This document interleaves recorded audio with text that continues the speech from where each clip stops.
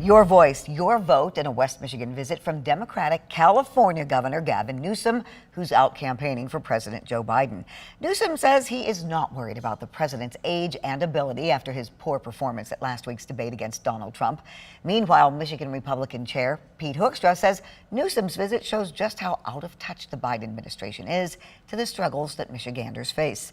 Governor Newsom also sat down with 13 on Your Side political reporter Josh Albertus for an interview you'll only see here on 13 on Your Side on why he adamantly supports President Biden's reelection.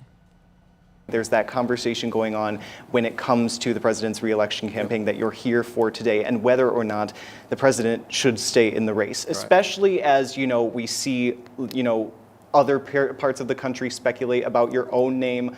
Should that be the scenario where the president decides to remove himself from the race? You have remained a staunch ally and supporter of his staying in the race. Why is that?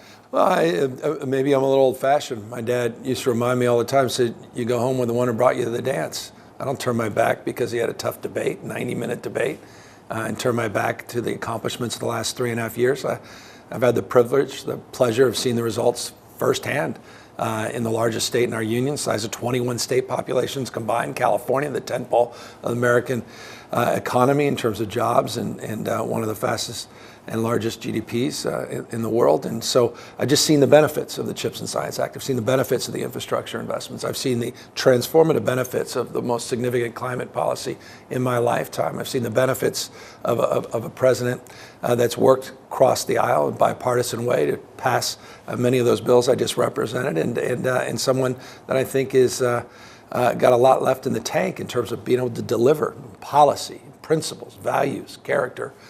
So for all those reasons, I'm all in. And in addition to that, do you believe that view of yours comes from anywhere else, like loyalty to party? Does that factor in at all? No, I care about accomplishments. I care about getting things done. We're so consumed in politics, particularly. It's become so performative. It really has. I think one of the frustrations we have with politics and politicians, for that matter, it's all style, no substance. It's entertainment. It's sort of, the weaponization of grievance. It's just, putting, waking up and sort of, putting a crowbar in the spokes of the wheel of the other party. And nothing ever gets done. There's no real progress. And it really changed in the last 3.5 years. We're the envy of the world. I mean, that's the Wall Street Journal headline, not a surrogate for the Biden campaign. That said, no one's naive, and I don't want to be a broken record on all of those attributes.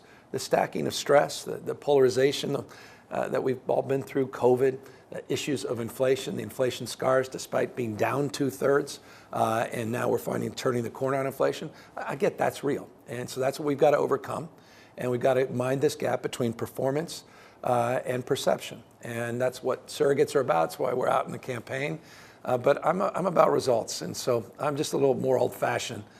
We had an entertainer-in-chief for 4 years, Trump. I don't want to go back to that. And that, of course, was not the only topic we covered in our conversation with the governor. We have a longer length segment as well as a written story spanning the length of our conversation.